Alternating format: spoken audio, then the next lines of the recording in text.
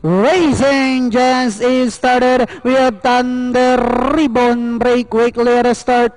Manly through and up. Then next on that is Serenata. Pure Energy. Hakuna Matata comes next. Dugu Sprite. In between horses is Furlin, while Mapagtiis is the early trailer by about 14 lengths of the leader. And going along for the first turn, we have Manly moving up on the outside is Thunder Ribbon. Through and up is racing in third. Serenata, then comes Pure Energy. Hakuna Matata comes next, then followed by Furlin.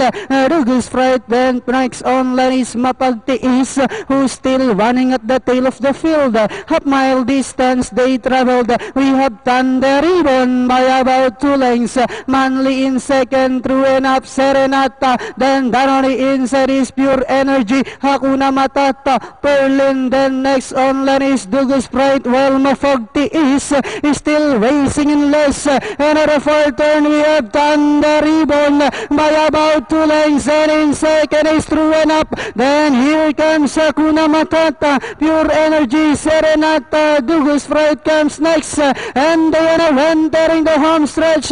We have Thunder Ribbon this time by about 5 lengths. And in second is through and up. Hakuna Matata, Mapagtiis, last 75 meters. We have Thunder Ribbon, followed now by Hakuna Matata. And finally Thunder Ribbon, Hakuna Matata, through and up, Mapagtiis, Dugu Sprite.